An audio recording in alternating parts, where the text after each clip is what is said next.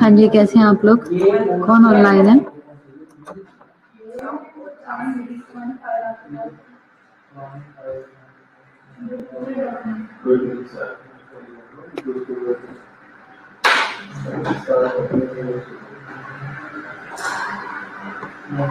Sidra group میں message کرو جلدی سے، آن لائن ہو سب لوگ، لیکچر ہے۔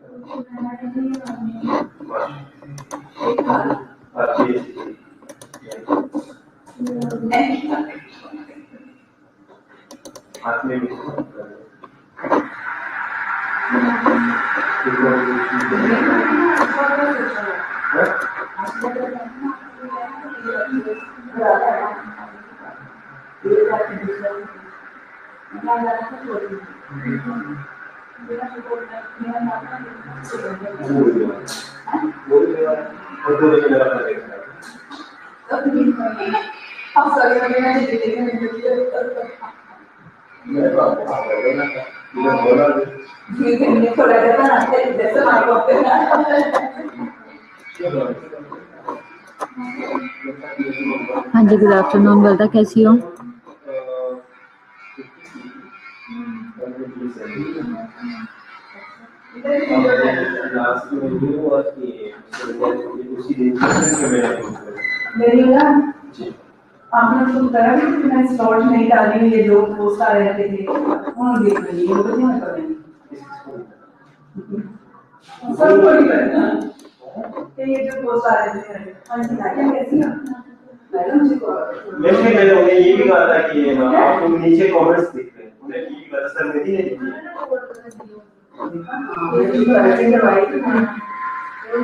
ہاں جی لائبہ، کیسی ہو آپ؟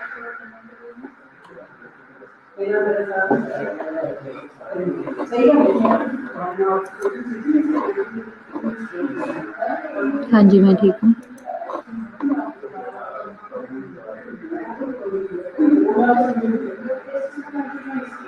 ہاں جی وردہ میں ٹھیک ہوں۔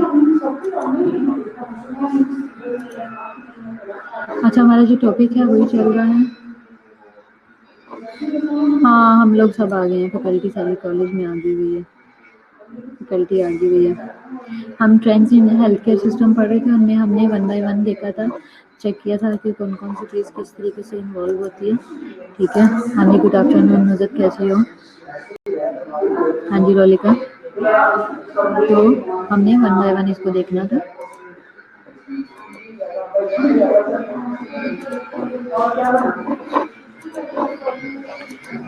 ٹھیک ہے، اس کا ایک دفعہ ہم گو تھرو کر لیتے ہیں۔ ہم نے آبجیکٹیوز دیکھے تھے، ہم نے سب سے پہلے دیکھا کہ ٹرینڈ کیا ہے، پھر ہم نے ساتھ میں اس کے 10 ٹاپکس دیکھے، پھر ہم نے ایشوز دیکھے، ایشوز کیا ہیں، ٹھیک ہے۔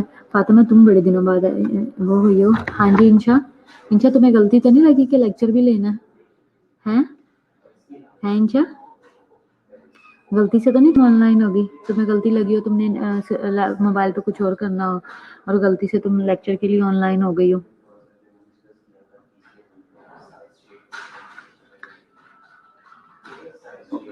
اچھا، اور فاطمہ تم کیوں نہیں اتنے دنوں سے لیکچر لے رہی ہو؟ خیریت ہے تمہیں؟ تم ریگولر اٹینڈ کرتی ہو لیکچر، اب آج کل تمہیں کیا ہوا ہوا؟ پچھلے ویک سے تم اس طرح سے کر رہی ہو۔ نرسنگ شارٹیج ہم نے دیکھا تھا کہ شارٹیج میں کیا پرابلمز آ رہی ہیں۔ فاطمہ میں بیوقوف نہیں ہوں، تم جس دن ہوتی ہو نا لیکچر میں، اس طرح ان دنوں میں نا تمہارے چیٹ میں بے تحاشا میسیجز ہوتے ہیں اگر تم آن لائن ہو تو، سمجھ آئیے؟ یعنی کہ تم پراپر پارٹیسپیٹ کرتی ہو ہر چیز میں۔ اداس ہو گئی تھی تو تم نے کہا لیکچر لے لوں، اس سے پہلے اگر تم ریگولر لیکچر لو تو تم اداس ہی نہ ہو، سمجھ آئی بات؟ اچھا، ریزنز کیا ہیں شارٹیج کی؟ ہم نے یہ دیکھا تھا، جنریشن ایشوز دیکھے تھے۔ ہاں جی سنینا کیسی ہو؟ جنریشن ایشوز دیکھے تھے، ٹریڈیشنل جنریشنز ہم نے دیکھی، جنریشن دیکھا تھا، بیبی بومرز دیکھا تھا، جنریشن ایکس ہم نے دیکھا تھا، جنریشن وائی دیکھا تھا۔ یہ جو ہمارے جو ٹرینڈز چل رہے ہیں نرسنگ میں، جو ہمارا جو ایرا چل رہا ہے، है जब से नर्सिंग स्टार्ट हुई है, वो सब चीज़ें आ गई। बायो एथिक्स हमने देखा था, अबॉर्शंस हमने देखा था, और इसके अलावा हमने एंड ऑफ लाइफ केयर देखा था। एंड ऑफ लाइफ क्या है, मेडिकल रिसोर्सेज एलोकेशन देखा था, किन लोगों को करना चाहिए। ऑर्गन डोनेशन हमने देखा था, ऑर्गन डोनेशन में नर्सिस का क्या रोल है, किस तरीके से करवाया जाता है। डोनेशन में जो है वो किडनी का होता है, हार्ट का होता है, आई का होता है, ब्लड का होता है, और ये क्या है, ये भी कोई चीज़ है। अच्छा, फिर इसके अलावा हमने एथनेसिया देखा था। एथनेसिया क्या है, एथनेसिया में क्या है, मर्सी किलिंग है कि इंसान खुद से अपनी मर्जी से ही अपनी डेथ जो है वो चाह रहा होता है। और euthanasia is simply to be able to die, कि मैं चाहता हूँ कि मैं खुद से मर जाऊँ विद डिग्निटी, इज्जत से बावकार तरीके से मरूँ, बाद में बीमारी से तड़प तड़प के ना मरूँ। पेशेंट्स की सेटिस्फेक्शन बहुत इंपॉर्टेंट है, पेशेंट को सेटिस्फाई करना बहुत इंपॉर्टेंट है, ठीक है।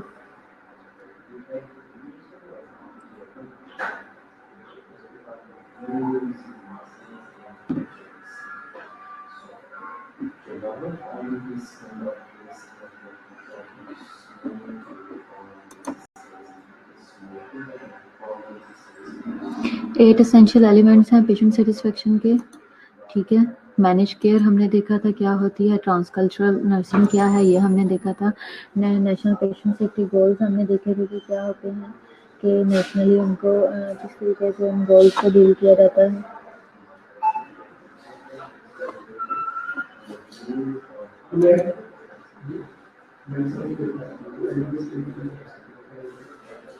इसके अलावा जॉइंट कमीशन नेशनल क्या है ये हमने देखा था, ठीक है। इसके अलावा जो लीप फ्रॉग ग्रुप है वो हमने देखा था, किस तरीके से उन्होंने रोल प्ले किया है, ठीक है।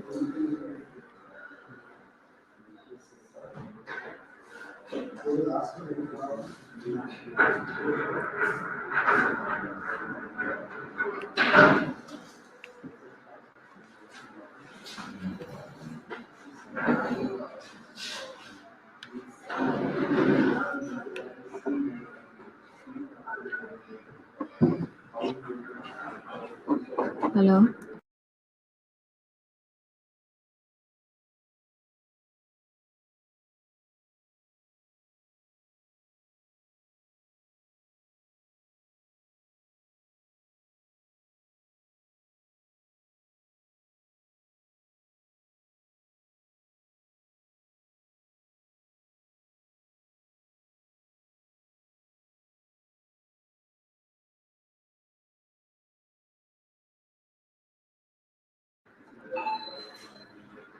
लीप फ्रॉग ग्रुप है, उन्होंने क्या किया था कि उन्होंने किस तरीके से जो है वो ग्रुप बनाया था, प्रिवेंटेबल मेडिकल मिस्टेक्स को और क्वालिटी को इम्प्रूव करने की कोशिश की थी। इसके अलावा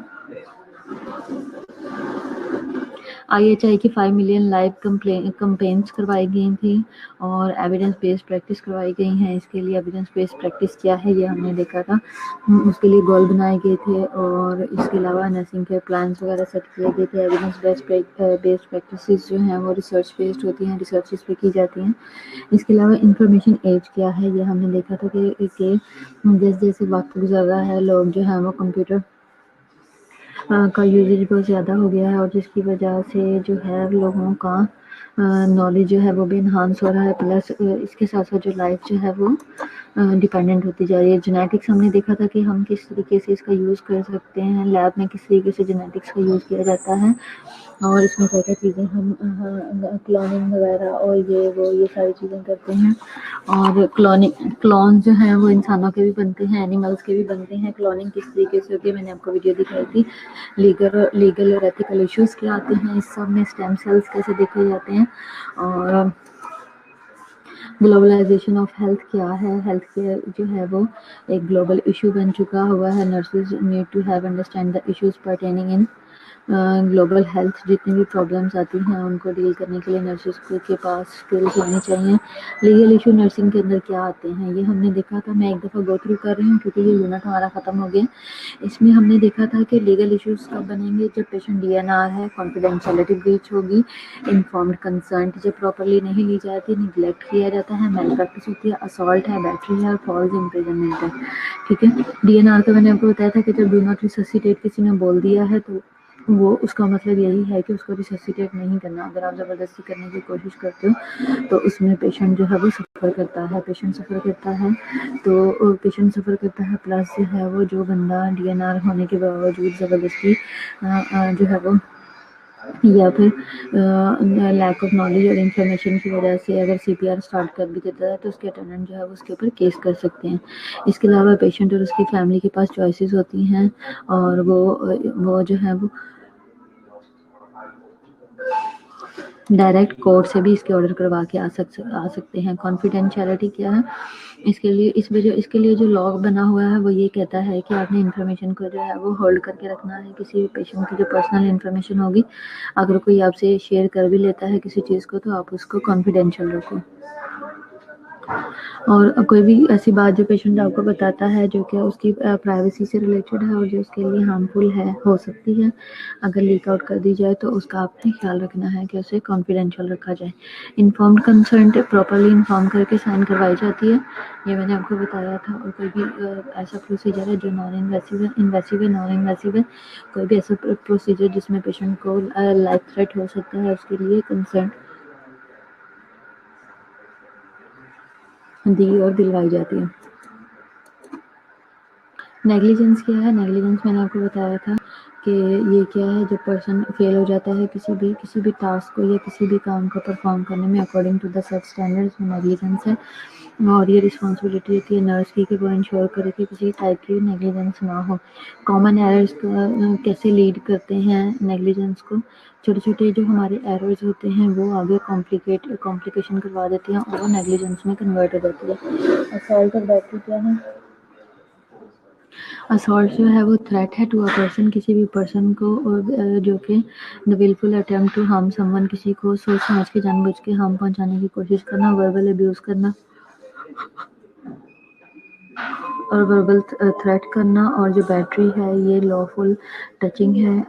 اس میں کیا ہے ان لافل ٹچنگ ہے سوچ سمجھ کے کسی کو ارادتاً جو ہے وہ غلط طریقے سے ٹچ کرنا اور ان اپروپریٹلی ٹچ کرنا اور کرنا بھی وداؤٹ کنسنٹ.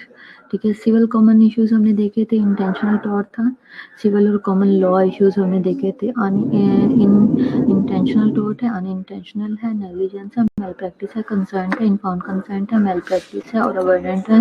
اس میں ایجنگ پاپولیشن ہم نے دیکھا تھا کہ پاپولیشن کیا ہے یہ بڑھ رہی ہے ٹائم کے ساتھ. گروئنگ کنسرنس ہے regarding the unique needs of the elderly ہے. اور اس کے علاوہ ہم نے جیریاٹرک نرسنگ کے بارے میں اس میں دیکھا تھا. ٹیررزم ہم نے کل دیکھا ہے. ٹرینڈس کیا ہیں ہیلتھ کیئر سسٹم کے اندر ہم نے دیکھے تھے. اس میں سب سے پہلے تھا کہ انکریز کاسٹ ہیلتھ کیئر. سب سے پہلے ہم نے ٹرینڈ دیکھا تھا ہیلتھ کیئر سسٹم کے اندر وہ یہ تھا کہ جو ہیلتھ کیئر کی کاسٹ ہے وہ بڑھتی جا رہی ہے. اب یہ کس طریقے سے بڑھ رہی ہے؟ As the cost of the health care increases. جیسے ہیلتھ کیئر کی کاسٹ بڑھتی جا رہی ہے پیشنٹ جو ہے وہ انیبل ہوتے جا رہے ہیں to get level of care needed to prevent chronic illness. جو ہیلتھ کیئر ہے وہ مہنگی ہوتی جا رہی ہے. ہیلتھ کیئر کی اویلیبلٹی مہنگی ہوتی جا رہی ہے. ہر کوئی اپروچ نہیں کر پا رہا. اس کی وجہ سے جو کرونک النسز ہیں وہ ٹھیک نہیں ہو رہی اور پرابلمس ہیں وہ دن بدن بڑھ رہی ہیں. اسی کے علاوہ this leads to increase in severally ال پیشنٹ. اگر جب لوگ پراپر کیئر بھی نہیں لے پا رہے ان کی سچویشن نہیں ہے یا ان کی کنڈیشن نہیں ہے تو اس کی وجہ سے یہ ہو رہا ہے کہ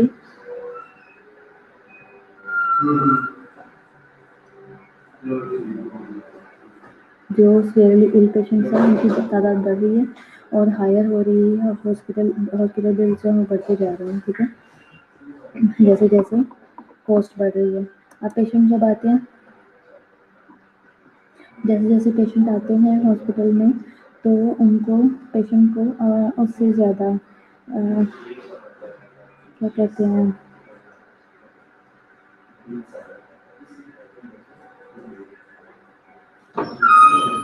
پیشنٹ جو ہیں وہ پیشنٹ کی کیئر سے زیادہ ان کو بڑے بڑے بل جو ہیں وہ پرووائڈ کر دیے جاتے ہیں اور لوگ بل بھرنے میں بےچارے کھپے رہتے ہیں. پیشنٹ کیئر سے زیادہ انوالومنٹ جو اٹینڈنس کی یا رائٹرس کی ہوتی ہے.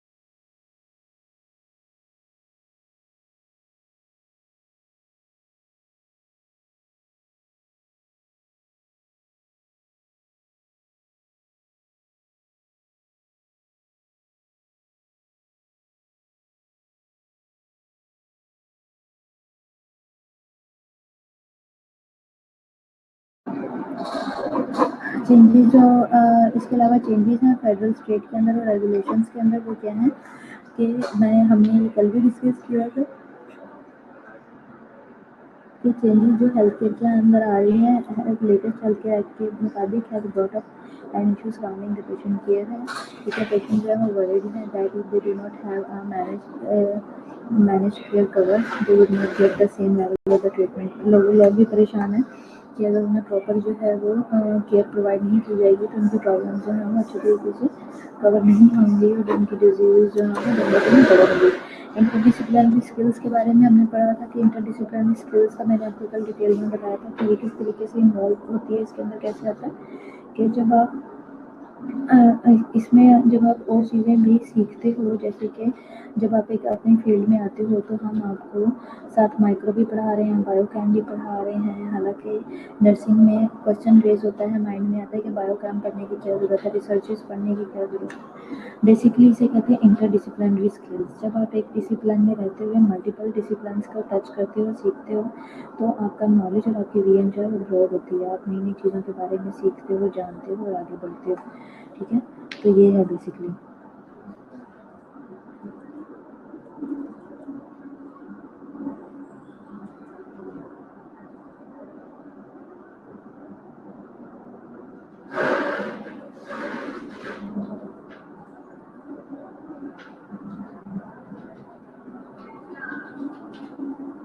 جیسے کہ dental discipline dental as well as social issues.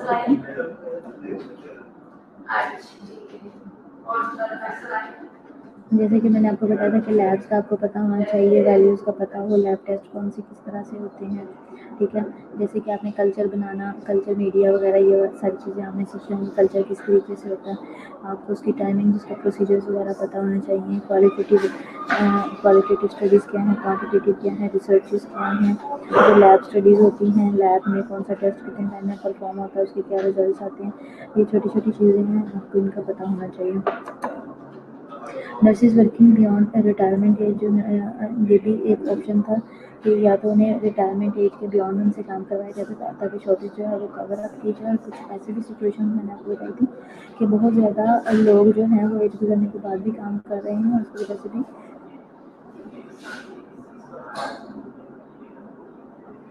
کام کی کوالٹی جو ہے وہ ڈسٹرب ہو رہی ہے.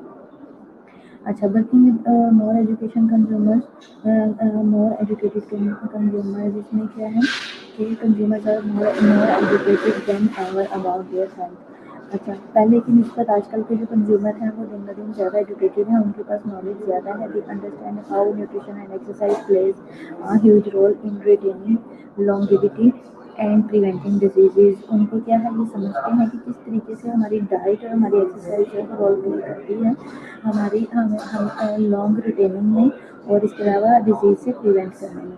ٹھیک ہے، فارماسیوٹیکل کمرشل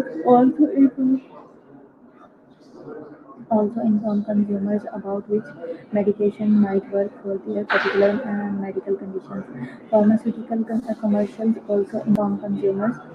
فارماسیوٹیکل جو کمرشلس ہوتے ہیں وہ انہوں نے انفارم کیا ہوا کنزیومرس کو about which medications might work for their particular medical conditions. تو وہ پہلے ہی بتا دیتے ہیں کہ فارماسیوٹیکل والے جو ہوتے ہیں کمرشلس والے ہیں انہوں نے لکھا ہوتا ہے کہ یہ پین کلر ہے، یہ اس کام کے لیے یوز ہوگی، یہ اس چیز کے لیے یوز ہوتی ہے.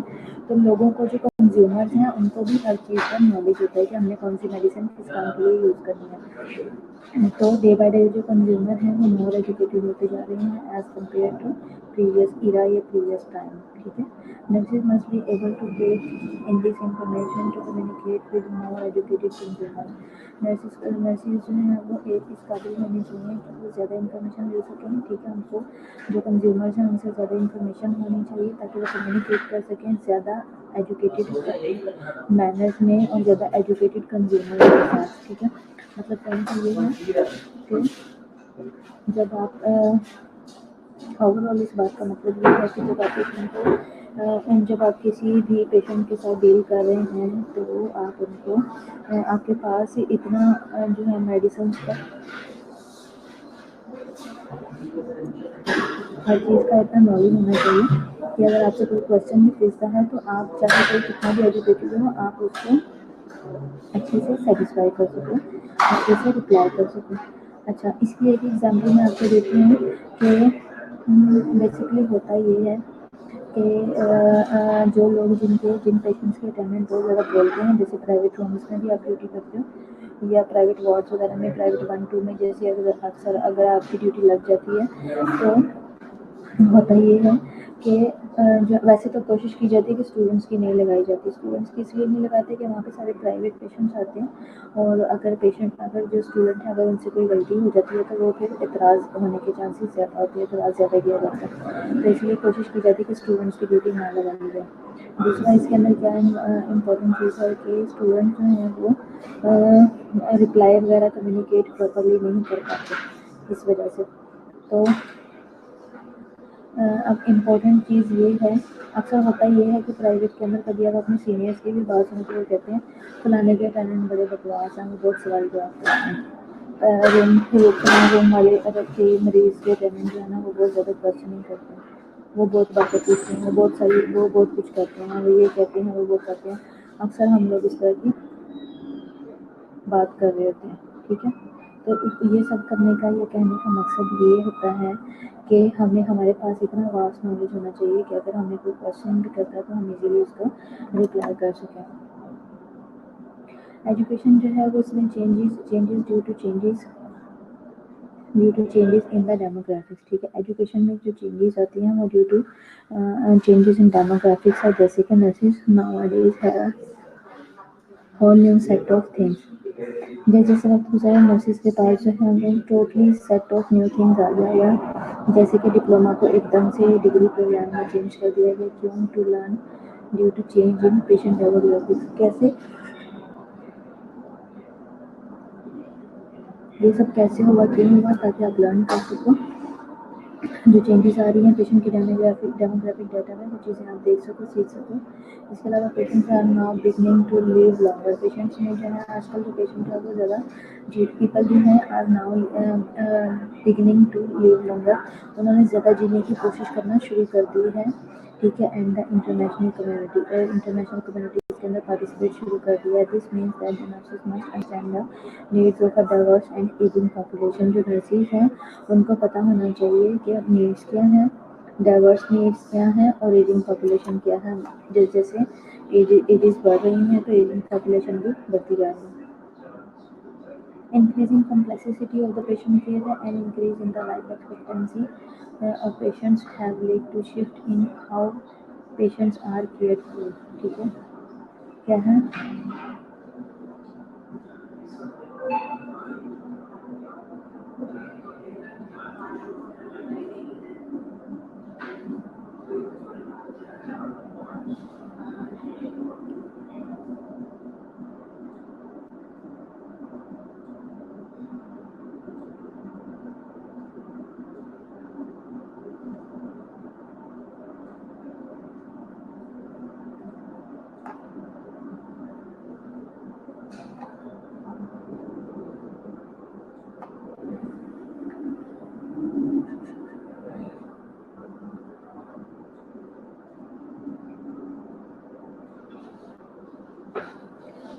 Nursing must have certain level of management. Nurses के पास जो है वो काफ़ी हद तक जो है नर्सिस के पास सर्टेन लेवल ऑफ नर्सिस को जो है वो मैनेज करना आना चाहिए प्रॉपरली। फिर उसके बाद है एडमिनिस्ट्रेटिव, उनके पास स्किल्स होनी चाहिए और मेडिकल स्किल्स होनी चाहिए ताकि डील कर सकें with the new changes that health care is reformed and an aging population have faced, ठीक है। जैसे जैसे हेल्थ केयर सिस्टम के अंदर जो चेंजेस आ रही हैं, रिफॉर्म हो रही हैं और जो एजिंग पॉपुलेशन चल रही है और जो कॉज कर रही है उसके अंदर वो चेंजेस लानी चाहिए और उनको प्रॉपरली वर्क करना चाहिए, ठीक है। तो नर्सिस के पास इतने स्किल्स होने चाहिए कि वो मैनेज कर सके, एडमिनिस्ट्रेटिव ड्यूटीज परफॉर्म कर सके और मेडिकल स्किल्स को जो है वो अवेयर कर सके, उनसे अवेयर हो सके। तो इसके बाद लेटेस्ट ट्रेंड्स जो हैं वो has believe that as the population lives beyond there average life expectancy کیا ہے جو لیٹسٹ ٹرینڈ چل رہا ہے اس نے ریویل کیا ہے کہ as the population life beyond their average life expectancy کہ ان کی جو ایوریج لائف ایکسپیکٹینسی ہے اس سے بیانڈ کر دی ہے. Chronic disease are also on the increase لیکن اس کے ساتھ ساتھ جو کرونک وہ ہے جو کرونک ڈیزیز ہیں وہ بھی ٹائم کے ساتھ بڑھ رہی ہے. The majority of these patients Majority of these patients are inpatients that are suffering from acute illness. ٹھیک ہے میجورٹی آف یہ جو پیشنٹس ہیں یہ آر ان پیشنٹس یہ زیادہ تر جو ہے وہ ان پیشنٹ ہو چکے ہیں that are suffering from acute illness اور یہ ایکیوٹ النس سے سفر کر رہے ہیں دیٹ ریکوائر اسپیشل کیئر اور ان کو ایک اسپیشل کیئر ریکوائرڈ ہوتی ہے. امبریسنگ آف ٹیکنالوجی میں کیا تھا ہم نے دیکھا تھا ان دا age of increasing technology such as smart phones ہے کنیکٹڈ کارز ہیں ٹیویز ہیں اور ٹیبلیٹس ہیں nurses across the world have had to educate themselves to use these technologies to improve their patient care. ٹھیک ہے اب بیسکلی بات یہاں پہ جاتی ہے کہ نرسز کو نیو ٹیکنالوجی کو فلی اڈاپٹ کرنا ہے ان کو لرن کرنا ہے اور پرفارم کرنا ہے. ٹھیک ہے اگر نرسز جو ہیں وہ اپنے کام کے اندر اپنی ٹیکنالوجی میں ان چیزوں کو اپنے کو ایڈ کرتی ہیں اپنی ٹیکنالوجی کو انہانس کرتی ہیں اپنی ٹیکنالوجی کی اسکلس کو انہانس کرتی ہیں تو بہت زیادہ کامیاب ہوتی ہیں. اور جیسے جیسے ان دا ایج آف انکریزنگ ٹیکنالوجی جیسے جیسے ٹائم کے ساتھ ٹیکنالوجی جیسے بڑھ رہی ہے اس کے ساتھ ساتھ جیسے فار ایگزامپل اسمارٹ فونز آ گئے ہیں کنیکٹڈ کارز آ گئی ہیں کارز جو ہیں وہ کمپیوٹر فلی جو ہیں وہ اینڈرائڈ کارز ہیں اور کمپیوٹرائز کارز آ گئی ہیں جیسے کہ ہمارے پاس اور انشورنس وغیرہ ہیں اس کو ڈرائیور نہیں چاہیے لیکن اس کا ٹائم یا وہ سیٹ کر دیا جائے ڈائریکشن سیٹ کر دی جاتی ہے اور ڈیسٹینیشن سیٹ کر دی جاتی ہے تو کار کا بہت اس جگہ لے جاتی ہے اور لے آتی ہے. ٹی ویز آ گئے ہیں اور ٹیبلیٹس آ گئے ہیں. آٹومیٹک کار دیکھی ہے آپ لوگوں نے کوئی آٹومیٹک اس طرح والی آٹومیٹک نہیں جیسے کہتے ہیں نا یہ آٹومیٹک ہے وہ جو جیسے جاپنیز وغیرہ چل رہی ہیں آٹومیٹک اس سینس میں جو بالکل ہی کمپیوٹرائز ہے.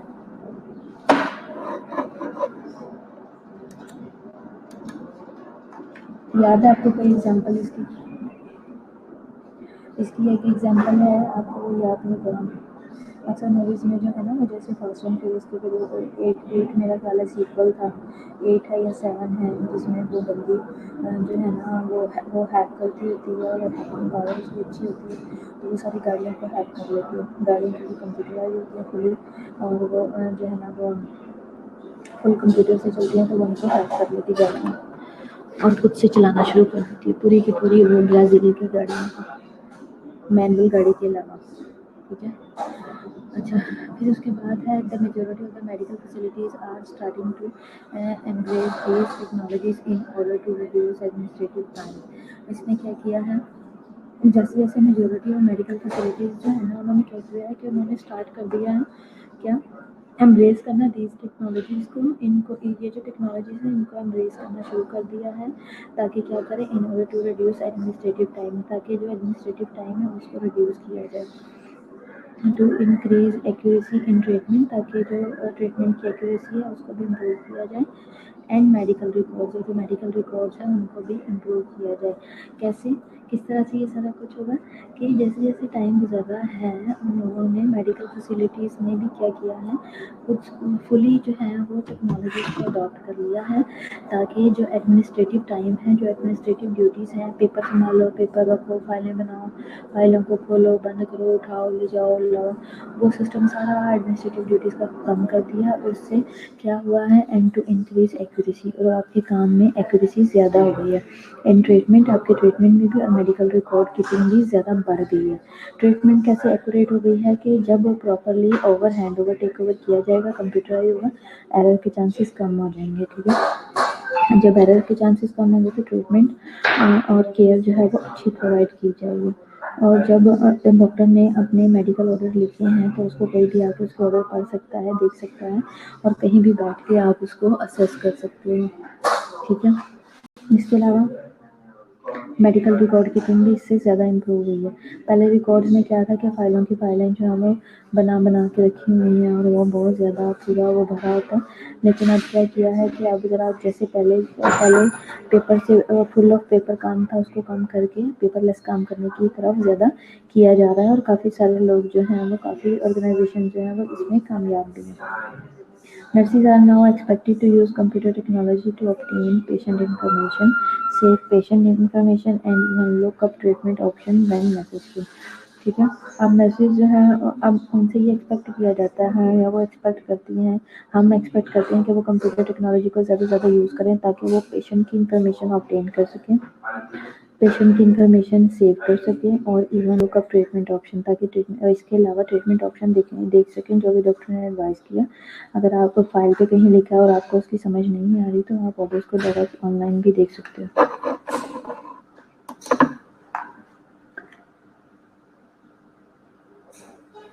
जो हमारे कंप्यूटर सिस्टम्स हैं उसके अंदर क्या क्या चीज़ें हम ऐड कर सकते हैं। हमारे कंप्यूटर के अंदर जो शालामार में कंप्यूटर सिस्टम चल रहा है उसमें क्या क्या फैसिलिटीज़ हैं, क्या यूजेज है।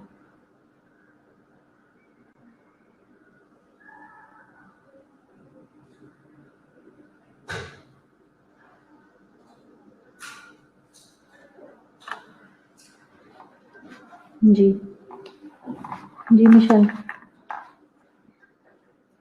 शालामार में जो कंप्यूटर सिस्टम है उसका यूज़ किस तरह से किया जाता है, उसमें क्या क्या फैसिलिटीज़ हैं, क्या क्या सॉफ्टवेयर है।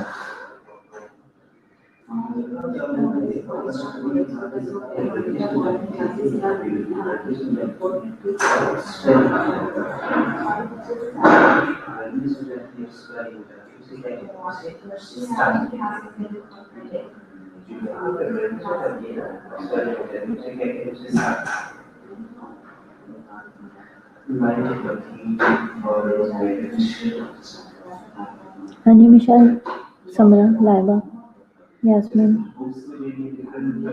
हमारे यहाँ शालामार में क्या सिस्टम है, कंप्यूटर सिस्टम में कौन सी चीज़ें यूज़ की जाती हैं, हमारे यहाँ पे कौन कौन से काम किए जा रहे हैं क्लिनिकल साइड पे।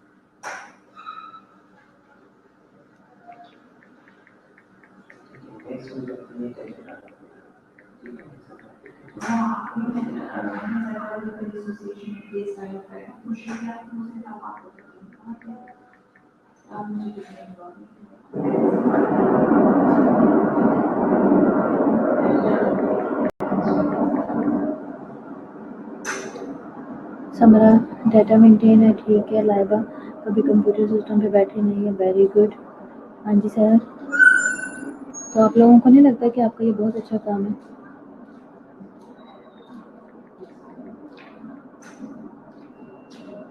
जिन लोगों ने बिल्कुल ही कभी कंप्यूटर का यूज़ नहीं किया या जो लोग जाते हो और वहाँ पे जाके प्रॉपर एंट्रीज वगैरह नहीं देखते हो, नहीं सीखते हो, तो आपको क्या लगता है, आपको नहीं लगता कि आप बहुत अच्छा काम कर रहे हो।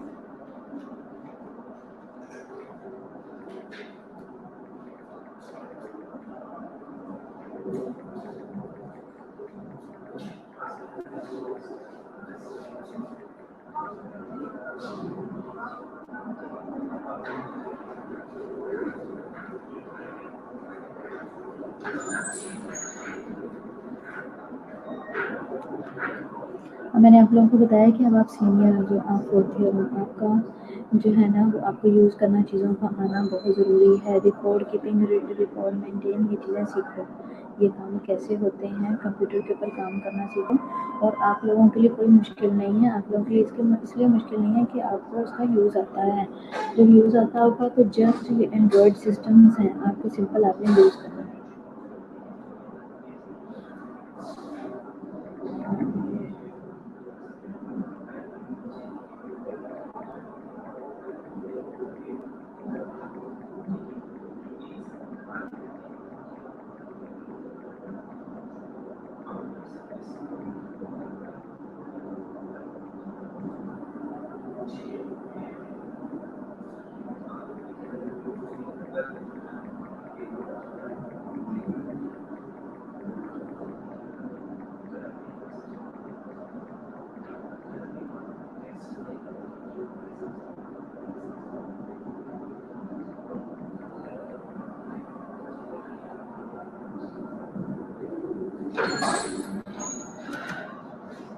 Advancement in the communication and technology है, जैसे कि advancement in the communication and technology together have help the medical community immensely, ठीक है।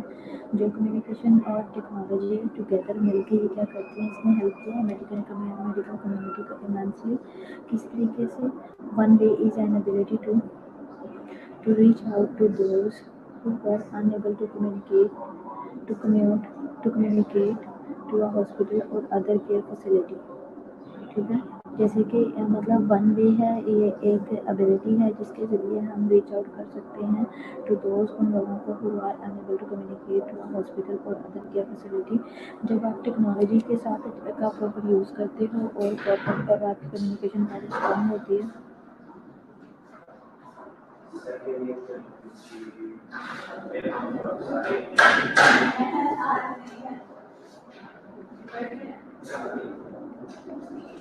कि कम्युनिकेशन का ही एक पार्ट है जो health care visitors, health care community,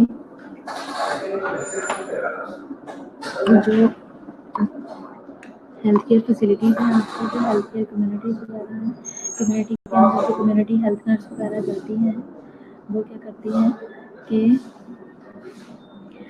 जब वो जाती हैं और वो रिकॉर्ड कीपिंग करती हैं, पेशेंट्स को चेक करती हैं, ये कम्युनिकेशन का ही तरीका है। और टेक्नोलॉजी के लिए जब वो अपने टेक्नोलॉजी का इसमें यूज़ ये है कि जब उसका रिकॉर्ड मेंटेन किया जाता है, उनकी डाटा एंट्री की जाती है, अपने पास रिकॉर्ड मेंटेन रखा जाता है, तो ये सारी चीज़ें क्या हैं, ये टेक्नोलॉजी का और कम्युनिकेशन का प्रॉपर यूज़ है, ठीक है। और ये एक ऐसा तरीका है जिसके थ्रू जो है वो हम जो लोग अपना मैसेज हम तक नहीं पहुंचा सकते, जो डायरेक्ट खुद हॉस्पिटल नहीं आ सकते, उनके पास हमारे लोग जाते हैं, उनको चेक करते हैं और उनको जो है वो प्रॉपर हम फैसिलिटीज़ प्रोवाइड करते हैं घर बैठे, ठीक है। और इसके अलावा क्या है, people are also using toll-free numbers to contact nurses through their insurance companies to ask medical questions। इसी तरीके से जो है वो टोल फ्री नंबर्स वगैरह बने होते हैं जहाँ पे लोग जो है वो अब कम्युनिकेशन और टेक्नोलॉजी इतनी एडवांस हो गई है कि उन्होंने इस तरह के यूएन नंबर वगैरह दिए हुए हैं, टोल फ्री नंबर दिए हुए हैं, जैसे कि 15 है, 115 है और 9911 है। इस तरह के जो नंबर दिए होते हैं, ये टोल फ्री नंबर्स होते हैं। इनमें अगर आपको कोई भी हेल्प चाहिए होती है तो आप कॉल करते हो, आप पूछते हो कि मुझे किसी फलानी चीज़ जानी है या मैं ये बात जानना चाहता हूँ, आप मुझे बता सकते हैं, मुझे इस वक्त बुखार है, मुझे क्या खाना चाहिए या मैं क्या मैनेजमेंट करूँ तो मेरी तबीयत बेहतर हो जाए। इस तरह के लोग क्वेश्चंस करते हैं, तो उससे जो है वो हेल्प मिलती है। ये एक टेक्नोलॉजी है और कम्युनिकेशन है, ठीक है।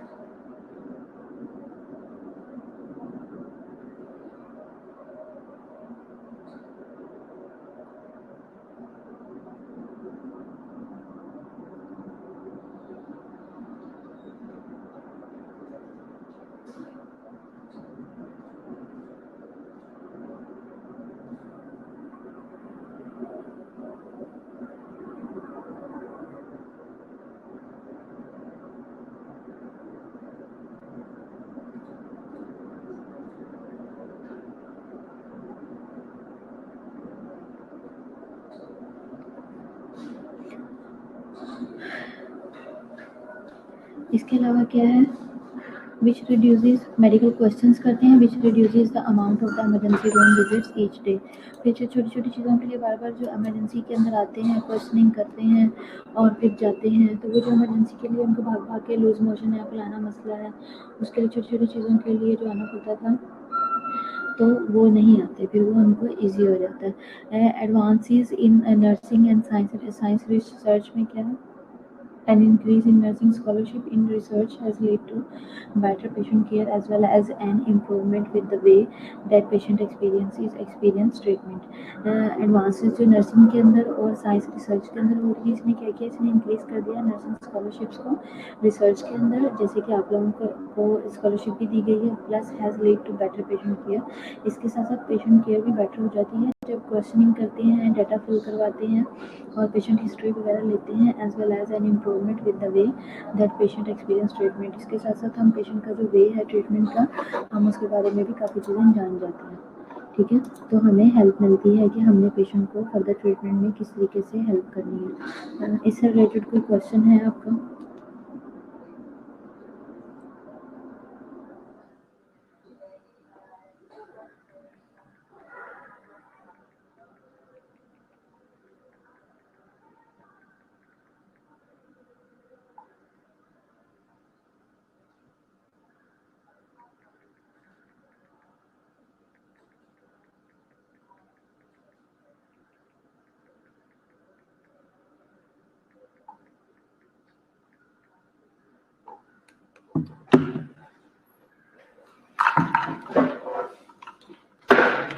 अटेंडेंस लगा दें और किसी का कोई क्वेश्चन है तो पूछ सकते हैं।